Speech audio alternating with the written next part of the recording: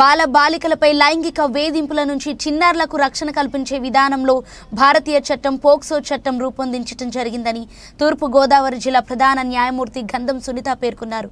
శనివారం స్థానిక జిల్లా కోర్టు నందు నేతృత్వంలో పోక్సో చట్టం మరియు బాధితుల పరిహార పథకంపై వర్క్ షాప్ ను పోలీస్, మహిళా, శిశు సంక్షేమ, ఇతర సమన్వయ శాఖల అధికారులతో జిల్లా న్యాయ సేవాధికారి సంస్థ ఆధ్వర్యంలో నిర్వహించిన కార్యక్రమానికి జిల్లా జడ్జి శ్రీమతి గంధం సునీత ముఖ్య అతిథిగా హాజరయ్యారు. ఈ వర్క్ షాప్ లో 1వ అదనపు జిల్లా జడ్జి ఆర్ శివకుమార్, 10వ అదనపు జిల్లా జడ్జి ఆర్ శ్రీలత, జిల్లా న్యాయ సేవాధికారి సంస్థ కార్యదర్శి ఎన్ శ్రీలక్ష్మి, అదనపు ఎస్పీ క్రైమ్ ఎల్ అర్జున్, జిల్లా మహిళా శిశు సంక్షేమ శాఖ అధికారి కె విజయ్ కుమారి, పోలీసు అధికారులు, ఇతర శాఖల అధికారులు తదితరులు పాల్గొన్నారు. Instructions and guidelines coupled with POCSO Act, Victim Compensation Scheme, NASA scheme based చేసుకుని మనకు day in and day out POCSO Act మీద కానీ కాంపెన్సేషన్ కానీ డీల్ చేస్తున్నాం కాబట్టి ప్రతి ఒక్కరికి దాని మీద సెన్సిటివిటీ ఉండి పూర్తి అవగాహన ఉంటే తప్ప చిన్న చిన్న missing links, technical issues, technical glitches, communication gaps కానీ ఇలాంటివన్నీ ఆ కేసును మొత్తం రూయిన్ చేసే అవకాశం ఉంటుంది. Especially polices who are at the stage of registering FIR and recording statements అనేది తీసుకోవాల్సిన ప్రికాషన్స్ చాలా ఉన్నాయి.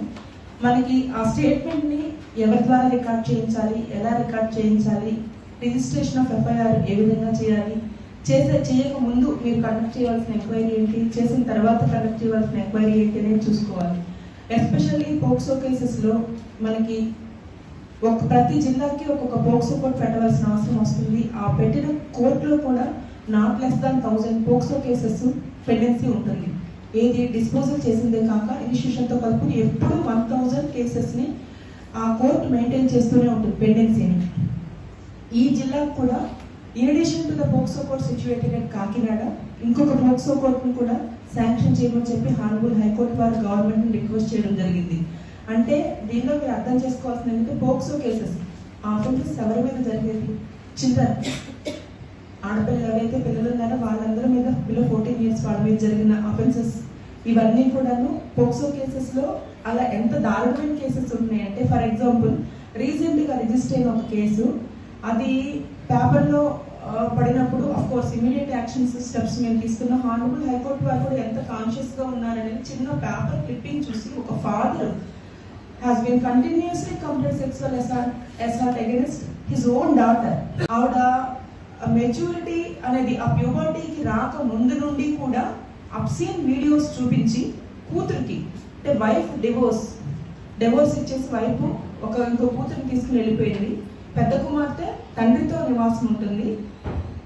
ప్యూబర్టీ రాక ముందు నుండి కూడా ఈ పోర్న్ వీడియోస్, అబ్సీన్ వీడియోస్ చూపించి ఆవిడ మీద, ఆ అమ్మాయి పిల్ల మీద, అసలు సొంత కడుపును పుట్టిన పిల్ల మీద అలాంటి అకృత్యాలు చేసి ప్యూబర్టీ వచ్చాక కూడా with assistance of his own sister అంటే అమ్మాయికి మేనత్త చేసి సెక్సువల్ అఫెన్స్ రేప్ కమిట్ చేస్తే ఆ అమ్మాయికి మెన్స్ట్రుయేషన్ పీరియడ్స్ ఆగిపోయాయి అని చెప్పి ఏంటి అని చెప్పి ఆ పాపకి తెలియని స్థితిలో మేనత్తనే అడిగితే అది పోవడానికంటే ప్రెగ్నెన్సీ మేబీ 3 times అలాగా ప్రెగ్నెన్సీ వస్తే టాబ్లెట్స్ ఇచ్చి ఆ ప్రెగ్నెన్సీని అబార్ట్ చేసి కంటిన్యూస్ గా సెక్సువల్ అసలు ఎంత దారుణమైన సిచ్యువేషన్ చూడండి. అంటే నేను ఒక్క ఎగ్జాంపుల్ మాత్రమే చెప్పాను మీకు, ఎంత దారుణమైన పరిస్థితులు. అలాంటి యాక్ట్ లో ఉన్న అఫెన్సెస్ ని డీల్ చేయాలంటే మీరు ఎంత సెన్సిటివిటీ కలిగి ఉండాలనేది మెయిన్ ఉద్దేశం. మేడం జ్యుడిషియల్ అకాడమీలో కూడా వర్క్ చేశారు as a faculty, vast knowledge తో ఉన్నారు.